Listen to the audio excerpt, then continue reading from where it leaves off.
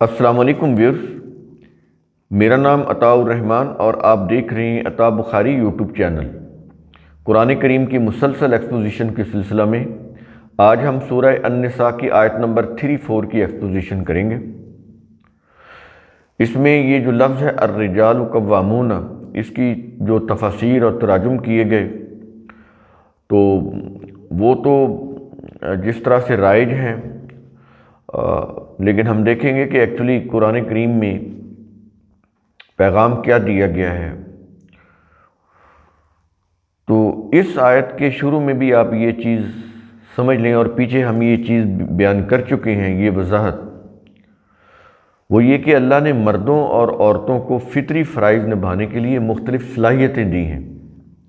بعض کاموں میں مردوں کو اور بعض کاموں میں عورتوں کو فضیلت یعنی برتری دی ہے۔ کچھ کام مرد بہتر طور پر کر سکتے ہیں اور کچھ کام عورتیں، لہٰذا وہ ایک دوسرے پر اپنی برتری جمانے کی بجائے اپنی مختلف فطری صلاحیتوں کو استعمال کرتے ہوئے اپنے اپنے حقوق و فرائض کو پورا کریں۔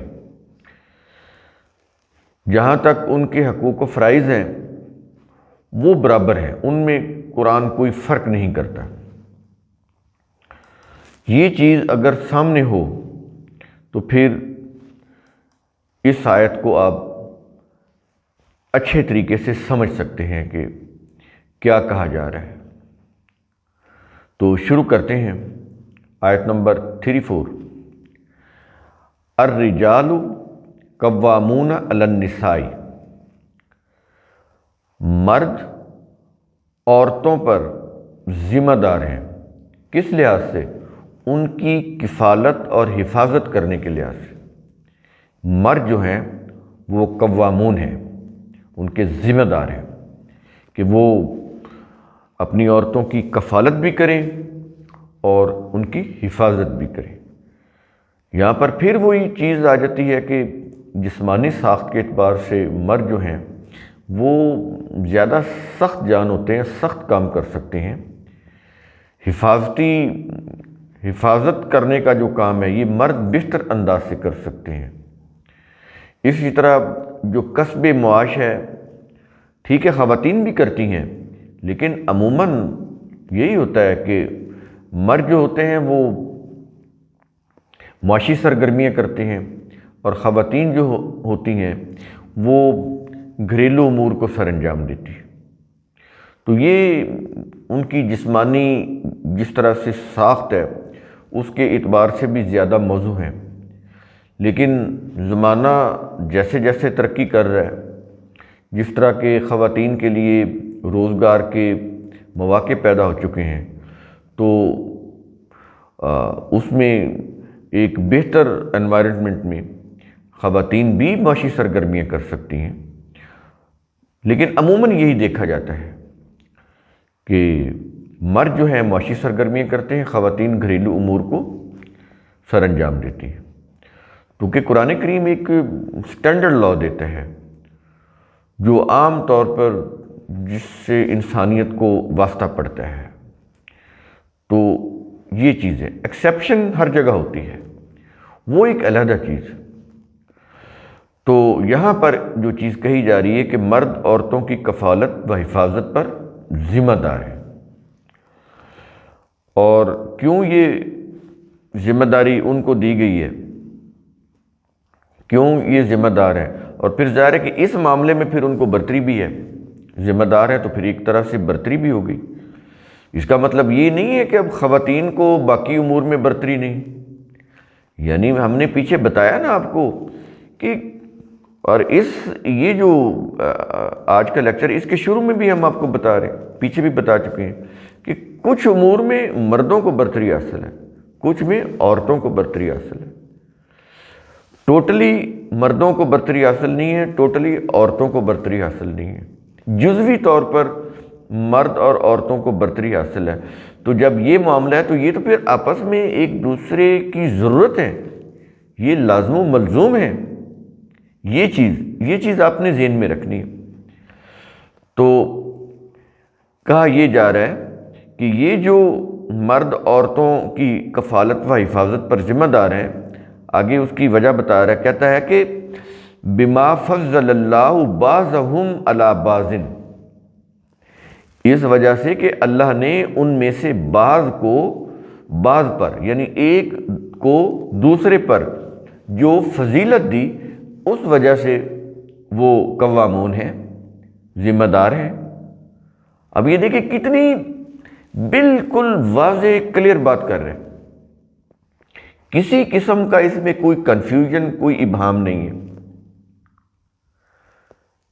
کلیئر کٹ ایک بات کر رہے ہیں، بالکل ایک صاف واضح میسج، جس کو انہوں نے مردوں کی برتری کے لیے اس کے معنی تبدیل کیے اور ملوک نے کروائے مذہبی پیشواؤں سے، پھر انہوں نے تفاصیل لکھی، پھر آگے ان کے اسی طرح تراجم کیے گئے، اور وہی چیز چلی آ رہی ہے مذہب کی روح سے۔ تو قرآن تو دونوں کو برابری کی حیثیت دیتا ہے، ان کے حقوق و فرائض کے لحاظ سے وہ برابر ہے۔ تو ایک تو چیز یہ ہو گئی کہ اس وجہ سے کہ اللہ نے ان میں سے بعض کو بعض پر، یعنی ایک کو دوسرے پر جو فضیلت دی ہے، تو اس میں تو پھر ایک کی فضیلت جو ہے وہ دوسرے کی نہیں ہے، جو دوسرے کی ہے وہ پہلے کی نہیں ہے، یہ تو آپس میں لازم و ملزوم ہو گئے نا، ایک دوسرے کی ضرورت بن گئے، ایک دوسرے کا وہ حصہ بن گئے زندگی کا۔ اور آگے کہہ رہا ہے وَبِمَا أَنفَقُوا مِنْ أَمْوَالِهِمْ، اور اس وجہ سے کہ وہ اپنے اموال سے جو خرچ کرتے ہیں، اس وجہ سے بھی وہ ان کو قوامون بنایا گیا، ذمہ دار بنایا گیا۔ تو یہ دو چیزیں ہو گئی نا، ایک تو یہ ہوا نا کہ ان میں سے بعض کو بعض پر جو فضیلت دی ہے، اور دوسری کیا ہے، اس وجہ سے کہ وہ اپنے اموال سے جو خرچ کرتے ہیں اس وجہ سے۔ اور یہاں تک تو مردوں کی بات ہو گئی نا، مردوں کی، عورتوں کی، ان جو امور ہیں اس میں مردوں کی بات ہوگی کہ وہ قوامون ہیں۔ آگے پھر صالح عورتوں کی بات کر رہے ہیں، یعنی وہاں پر یہاں تک جو بات ہوئی ہے وہ جو مرد قوامون بنائے گئے ہیں ان کی بات ہو گئی کہ وہ قوامون کیوں ہیں، اس کی ریزن کیا ہے، پہلے قرآن نے یہ بتائی ہے، اور اس آیت میں اب وہ آگئی چیز جو صالح عورتیں ہیں وہ کیسی ہونی چاہیے، کیسی ہوتی ہیں، وہ بتا رہے ہیں۔ پہلے مردوں کی اس نے بتا دی، اب عورتوں کی بتا رہے ہیں۔ کہتا ہے فَالصَّالِحَاتُ قَانِتَاتٌ، اب یہ چیز ذہن میں رکھیے گا آپ، لفظ قانتاتن، یہ پیچھے ہم بیان کر چکے ہیں، قانتین، قانتات، قانتین مرد ہوتے ہیں اور قانتات عورتیں ہوتی ہیں۔ تو یہاں پر جو صالح عورتیں ہیں، خواتین ہیں، بیویاں ہیں، وہ ان کے متعلق ان کی ایک پراپرٹی بتا رہا ہے کہ وہ قانتات ہوتی ہیں، جیسے پیچھے مردوں کی جو خصوصیت بتا رہا ہے کیا، قوامون، اور یہاں پر صالح عورتوں کی خصوصیت بتا رہا ہے قانتات۔ اب ہم دیکھتے ہیں کہ قانتات کے معنی کیا ہیں۔ تو صالح عورتیں اللہ کے قوانین کے سامنے جھکنے والی اور ان قوانین کے مطابق اپنی صلاحیتوں کو استعمال کرنے والی ہوتی ہے، یہ ہوتا ہے قانتات کے معنی، اللہ کے قوانین کے سامنے جھکنے والی اور ان قوانین کے مطابق اپنی صلاحیتوں کو استعمال کرنے والی۔ جو اللہ نے ان کو صلاحیتیں دی ہوتی ہیں وہ ان کو اللہ کے قوانین کی روح سے استعمال کرتی ہیں، ان صلاحیتوں کو استعمال کرتی ہیں۔ تو عربی میں، قرآن میں ان کو قانتات کہتے ہیں، یہ ہوتا ہے قانتات۔ عام طور پر اس کا ترجمہ تابعدار کیا گیا، ٹھیک ہے، یہ بھی صحیح ہے، لیکن قرآن کریم کے جو الفاظ ہیں یہ بڑے جامع ہیں، بڑے کمپریہنسو ہیں، تو بیسک جو اس کے میننگ ہے وہ آپ کے سامنے رہنے چاہیے، پھر یہ قرآن کا جو میسج ہے وہ آپ کو صحیح طرح سے سمجھ آ سکتا ہے۔ تو آپ نے سمجھا کہ قانتات کے معنی کیا ہیں، یعنی صالح عورتوں کے ساتھ ان کی جو صفت ہے، قانتات لگا کر بتا دیا کہ صالح عورتیں ہوتی کون ہیں، جیسے پیچھے مردوں کے ساتھ قوامون کا لفظ بتا دیا کہ مرد ہوتے کیسے ہیں، ان کی خصوصیات کیا ہونی چاہیے، ایسے ہی یہاں پر صالح عورتوں کی خصوصیات قانتات بتائی۔ اچھا، ایک چیز تو یہ بتائی کہ وہ قانتات ہوتی ہیں، دوسری ان کی ایک اور خصوصیت قرآن کریم بتا رہا ہے، کہتا ہے کہ حافظات للغیب۔ غیب کا معنی آپ جانتے ہیں نا، جو چھپی ہو، پوشیدہ ہو، جو چیز ظاہر نہ ہو، بظاہر نظر نہ آ رہی ہو لیکن چھپی ہو، تو اس کو غیب بولتے ہیں۔ حافظات یعنی حفاظت کرنے والی عورت، تو اس کے معنی کیا ہوئے کہ وہ یہ جو صالح عورتیں ہوتی ہیں، جو ایک تو ان کی خصوصیت بتائی نا کہ وہ قانتات ہوتی ہیں، کہ اللہ کے قوانین کے سامنے جھکنے والی اور ان قوانین کے مطابق اپنی صلاحیتوں کو استعمال کرنے والی ہوتی ہیں۔ دوسری خصوصیت ان کی کیا بتا رہا ہے کہ وہ غیب یعنی اپنی پوشیدہ فطری صلاحیتوں کے لیے حفاظت کرنے والی ہوتی ہیں۔ اللہ نے ان کے اندر جو مضمر صلاحیتیں رکھی، مضمر ہوتے ہیں جو ان کے اندر پوشیدہ ہوتی ہیں، وہ نظر نہیں آ رہی ہوتی۔ مردوں کی، عورتوں کی جو صلاحیتیں ہیں جو اللہ نے انسانوں کے اندر رکھی ہیں، انسان ان کو اپنی عقل و فکر کی روح سے، علم کی روح سے، تربیت کے روح سے ان کو ڈیولپ کرتا ہے۔ وہ ڈیولپڈ فارم میں نہیں ہوتی، انسان ان کو خود ڈیولپ کرتا ہے، تعلیم سے، اخلاقیات سے، تربیت سے، اصولوں سے، ضابطوں سے جو اللہ نے اپنی کتاب کے اندر دی ہیں، انسان ان کو پھر ڈیولپ کرتا ہے۔ تو وہ جو عورتیں ہوتی ہیں، صالح عورتیں، قوانین کی اطاعت کے ساتھ وہ یہ بھی کرتی ہیں کہ جو فطری صلاحیتیں ان کے اندر اللہ نے پوشیدہ رکھی ہیں، ان کے لیے وہ حفاظت کرنے والی ہوتی ہیں۔ اب یہ آپ خود سمجھ لیں کہ کتنی باریک اور گہری بات کر رہے ہیں۔ ان کے اندر جو نسوانیت ہے، ان کے اندر جو شرم و حیا ہے، تو ہم تو کہتے ہیں کہ یہ عورت کا زیور ہے یہ چیزیں، تو دیکھیے کتنے لطیف انداز سے باتیں کرتا ہے قرآن، اور اس کی جو لینگویج ہے، اس کے جو الفاظ ہیں، کتنے بلند پائے ہیں، کتنے بلند معیار کے اوپر ہیں کہ انسان اپنی فیملی میں بیٹھ کر اپنی خواتین کو اس کی تعلیم دیتے ہوئے اس کو کوئی ہیزیٹیشن نہیں ہو سکتی، اتنے بلند پائے الفاظ ہیں۔ کبھی سوچیے گا کہ قرآن کریم اسی ایک لفظ کے اندر یہ جو فالصالحات قانتات، یہ دو لفظ، اور آگے حافظات للغیب، یہ جو غیب، یہ جو پوشیدہ صلاحیتیں ہیں عورتوں کے اندر، وہ کیا کیا ہیں، غور کیجئے گا۔ میں نے کچھ بتائی، جیسے شرم و حیا، جیسے ان کی نسوانیت، ان کی نزاکت، یہ ساری چیزیں ہیں، یہ اللہ نے ان کے اندر رکھی ہوئی ہے۔ اور ان کے اندر وہ جو ایک جو سیکشل اٹریکشن ہوتی ہے، وہ بھی ان کی ایک صلاحیت ہے۔ اگر یہ چیز نہ ہو تو کوئی مرد جو ہے وہ ان کی طرف متوجہ ہی نہ ہو۔ لیکن وہ کہاں استعمال کرنی ہے؟ یہاں لافل ہے، شوہر ہے، اس کا ہسبینڈ، اس کے لیے دیکھیں کس قدر گہرائی کے ساتھ قرآن بات کرتا ہے۔ تو جہاں پر وہ حفاظت کرنی ہے، وہاں پر ان کی حفاظت کریں، ان کو سنبھال کر رکھیں، ہر ایک کے سامنے ان کو ظاہر نہیں کرنا۔ جہاں لافل ہے، شوہر ہے، وہاں ان کو ظاہر کرنا ہے۔ یا گھریلو امور سے متعلق ان کے اندر جو صلاحیتیں رکھی ہیں، فار ایگزامپل کھانا بنانے کی ہے، گھریلو امور کو نمٹانے کی ہے، بچوں کی پرورش اور تربیت کی ہے نا یہ صلاحیتیں خواتین کے اندر، ان کو دودھ پلانا، ان کی تربیت کرنا، ان کو اچھے اخلاق سکھانا۔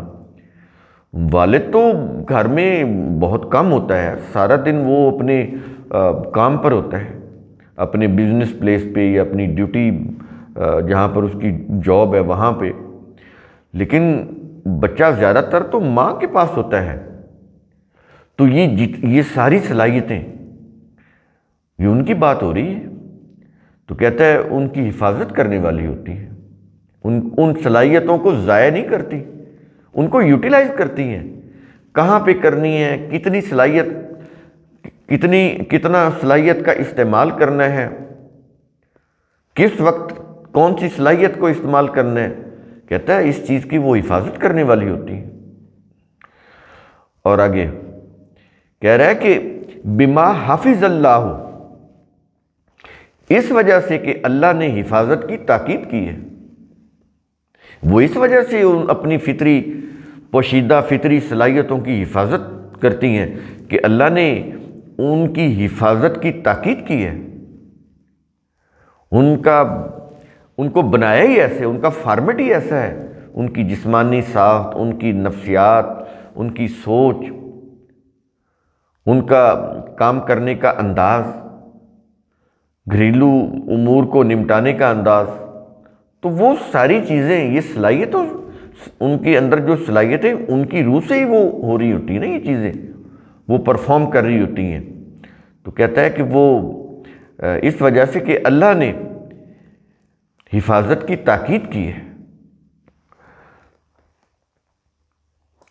اور یہ چیز آپ کو سمجھ آیا کہ یہ جو آیت ہے کتنی، اس کی جو انڈرسٹینڈنگ ہے کتنی، اگر کوئی وہ جو ریلیجس تھاٹس ہیں وہ سامنے نہ ہو، مردوں کی اپنی وہ جو ہوتی ہے، جو انہوں نے اپنی انا بنائی ہوتی ہے، یا ایک مردوں کا ایک معاشرہ ہے، اس کی روح سے جو انہوں نے نظریات اپنائے ہوتے ہیں، اگر وہ ایک طرف کر دیں تو یہ آیت کو سمجھنا کتنا آسان ہے۔ تو قرآن کریم کو سمجھنے میں جو چیز رکاوٹ ہے وہ ریلیجس بلیف ہے، اور معاشرے کے اندر جو مردوں نے اپنی ایک سپیریئرٹی قائم کی ہوتی ہے، عورتوں کو انہوں نے انفیریئرٹی کمپلیکس میں مبتلا رکھا ہوتا ہے، تو اس وجہ سے یہ چیزیں پھر سمجھ نہیں آتی۔ قرآن کریم کی آگے پھر جو تفاسیر اور تراجم وہ بھی اسی طرح ہیں، تو وہ چیزیں پھر ان کو اپیل کرتی ہیں، تو اس وجہ سے پھر قرآن کے میسج کو سمجھنا مشکل ہو جاتا ہے۔ تو جو تطہیر کا جو عمل ہے، پیوریفیکیشن کا، مینٹل پیوریفیکیشن کا، وہ سب سے پہلے یہ ہے کہ آپ اپنے آپ کو نیوٹرل کریں، اپنے ذہن کو، پھر قرآن کے جو اصول ضابطے ہیں وہ دل و دماغ میں داخل ہوں گے اور سمجھ آئیں گے۔ تو یہ سارا کچھ بتانے کا مقصد کہتا ہے کہ اس مقصد کو، کہ وہ جو خواتین ہیں وہ اس مقصد کو پورا کریں جس کے لیے اللہ نے انہیں وہ پوشیدہ فطری صلاحیتیں دی ہیں، وہ اس کو پورا کریں، اس کی اللہ نے ان کو تاکید کی ہے، اس کی وہ حفاظت کریں۔ اور آگے کہہ یہ رہا ہے کہ واللاتی تخافون نشوزہن، اور وہ عورتیں کہ جن کی سرکشی کا تمہیں اندیشہ ہو۔ اب پیچھے پہلے بات کن کی جو مرد ہیں ان کی خصوصیت قوامون، پھر صالح عورتوں کی بات کی، ان کی خصوصیات کیا ہے؟ قانتات، میں نے بتایا قانتات کیا ہوتی، پھر ان کی خصوصیت، دوسری خصوصیت کیا بتائی کہ وہ حافظات، جو وہ حفاظت کرنے والی ہیں پوشیدہ فطری صلاحیتوں کی، یہ چیز ہوئی۔ یہاں پر آگے بات ہو رہی ہے ان عورتوں کی جو سرکشی پر اتر آتی ہیں، اب ان کی بات ہو رہی ہے۔ کیا کہہ رہا ہے؟ کہتا ہے کہ وہ عورتیں کہ جن کی سرکشی کا تمہیں اندیشہ ہو کہ یہ سرکشی کریں گی، تو ان کے متعلق کہہ رہا ہے کہ کیا کرنا ہے؟ کہتا ہے کہ فائزوہن، تو تم انہیں سمجھاؤ، یعنی پہلا جو سٹیپ ہے، اگر عورت سرکشی پر اتر آئے، بد تہذیبی کر رہی ہے، سرکشی کر رہی ہے، تو اس کا پہلا جو حل ہے وہ کیا ہے؟ کیا کرنا ہے مردوں نے؟ کہتا ہے کہ سب سے پہلے تم انہیں سمجھاؤ، انہیں کو نصیحت کرو، سمجھاؤ۔ اور آگے اگر وہ نہ سمجھیں تو پھر کہتا ہے کہ وَاهْجُرُوهُنَّ فِي الْمَضَاجِعِ، اور اس کے باوجود وہ باز نہ آئیں تو انہیں بستر میں اپنے سے الگ کر دو۔ دیکھیں وہ قرآن کہتا ہے نا کہ ہنّ لباس لہن، کہ وہ ایک دوسرے کا لباس ہے، ان میں کوئی پردہ نہیں ہوتا، قربت بہت ہوتی ہے۔ اب اگر پارٹنر کو علیحدہ کر دیا جائے تو اس سے ایک دھچکا لگتا ہے، تو اس سے قرآن کریم کا مقصد ان کی انسلٹ کرنا نہیں ہے، یعنی ان کو تھوڑا سا ایک جھٹکا دینا ہے تاکہ وہ سمجھیں، تاکہ وہ موقع کی نزاکت کو سمجھیں کہ وہ کیا کر رہی ہیں، سرکشی کر رہی ہیں، بد تہذیبی کر رہی ہیں، بدتمیزی کر رہی ہیں، تو اس سے وہ باز آئیں۔ اس کے لیے قرآن کریم تھوڑی سی ان کو یوں کہہ لیں کہ ایک قسم کی پنشمنٹ ہی آپ کہہ لیں، بڑی ہلکی سی، کہ ان کو بستر سے الگ کر دیں، مستقل طور پر نہیں، عارضی طور پر، تاکہ ان کو کچھ سمجھ آ جائے۔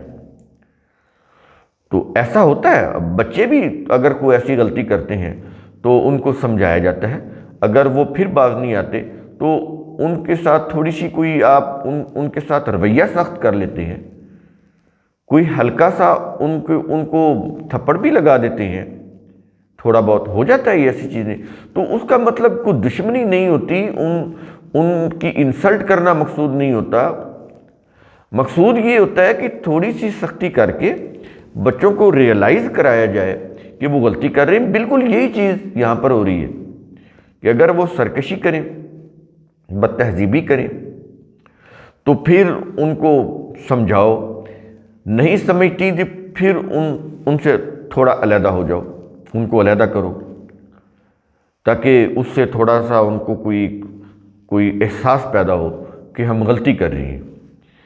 اور تیسری نمبر پر کہہ رہا ہے کہ اگر یہ کچھ کرنے کے باوجود بھی وہ باز نہیں آ رہی، اپنی سرکشی پر مصر ہیں، تو کہتا ہے کہ وَاضْرِبُوهُنَّ، اور انہیں سزا دو۔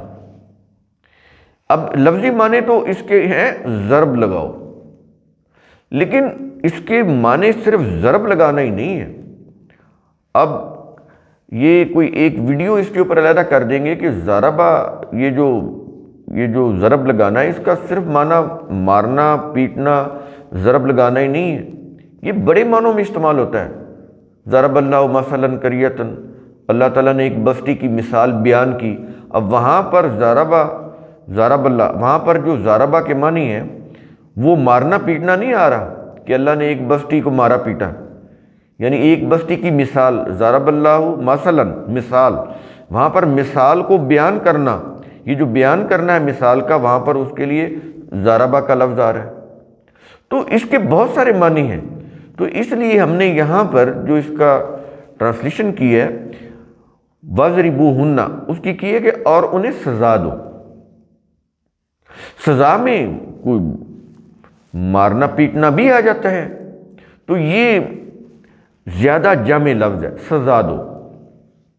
اور وہ یہ نہیں ہے کہ آپ خود مارنا پیٹنا شروع کر دیں، یہ عدالت کے ذریعے سے ہوگا، کیونکہ دین جو ہے یہ ایک سسٹم ہے، یہ ایسا نہیں ہے کہ آپ کے دل میں جو آئے آپ مارنا پیٹنا شروع کر دیں، قانون کو اپنے ہاتھ میں لے لیں، بالکل نہیں۔ اس حد تک تو بات ٹھیک ہے کہ یہ گھریلو معاملہ ہے، آپ ان کو سمجھا رہے ہیں، آپ ان کی فیملی کے جو بڑے کو لوگ ہیں ان کو آپ کہہ سکتے ہیں کہ ان کو سمجھائیں، بیوی کے پیرنٹس کو کہہ سکتے ہیں کہ وہ ان کو سمجھائیں، یا ان کے کوئی باثر کوئی ان کے سرپرست ہیں، کوئی ریلیٹیو ہیں ان کے خاندان کے، وہ ان کو سمجھائیں، اپنے خاندان کے لوگوں کو کہہ سکتے ہیں کہ وہ ان کو سمجھائیں۔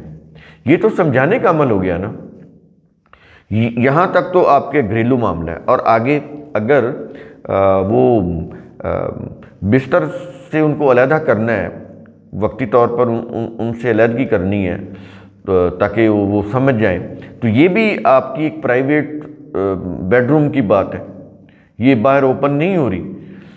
لیکن یہ جو وَاضْرِبُوهُنَّ ہے نا، کہ آپ گھر میں اس کو مارنا پیٹنا شروع کر دیں، قرآن کریم میں اس کی اجازت نہیں ہے۔ جو تفاسیر اور تراجم میں جس کو بڑا اس کو بڑھا چڑھا کر بیان کیا گیا، ایسا نہیں ہے۔ یہ قرآن کریم سسٹم دیتا ہے۔ سسٹم یہ ہے کہ انہیں سزا دو، یہ ہے سزا کا لفظ، یہ ایک عدالتی لفظ ہے۔ یعنی پھر بھی اگر وہ سرکشی پر ڈٹی رہیں تو عدالت انہیں سزا بھی دے سکتی ہے، یہ ہے اس کے معنی وَاضْرِبُوهُنَّ۔ تو اس کو اس طرح سے سمجھیں گے قرآن کریم کہ یہ ایک سسٹم دے رہا ہے، ایک سسٹم کے لیے قوانین اور ضابطے دے رہا ہے، تو اس میں یہ تھوڑا ہے کہ آپ اٹھ کے مارنا شروع کر دیں، اس کی اجازت نہیں ہے۔ اور آگے کہہ رہا ہے کہ فَإِنْ أَطَعْنَكُمْ، پھر اگر وہ اللہ کے قانون فطرت کی روح سے تمہاری اطاعت کریں، یہ چیز آگے، اگر وہ یہ چیزیں چھوڑ دیں سرکشی، اور اگر وہ اللہ کے قانون فطرت کی روح سے تمہاری اطاعت کریں، اپنی سرکشی کو چھوڑ دیں، تو پھر کیا ہے؟ فَلَا تَبْغُوا عَلَيْهِنَّ سَبِيلًا، تو تم ان پر الزام لگا کر کوئی راستہ یعنی بہانہ تلاش نہ کرو۔ پھر ٹھیک ہے، پھر ان کو جو کچھ انہوں نے کیا اس کو اگنور کر دو، کیونکہ انہوں نے اطاعت اختیار کر لی ہے، سرکشی چھوڑ کر وہ اطاعت اختیار کر چکی ہیں۔ اس لیے اب کوئی ایسا راستہ، کوئی سبیل، کوئی راستہ، کوئی بہانہ ایسا نہیں تلاش کرنا کہ جس سے تم ان کو ستاؤ۔ ان سے غلطی ہوگی، ان کو معاف کر دیں۔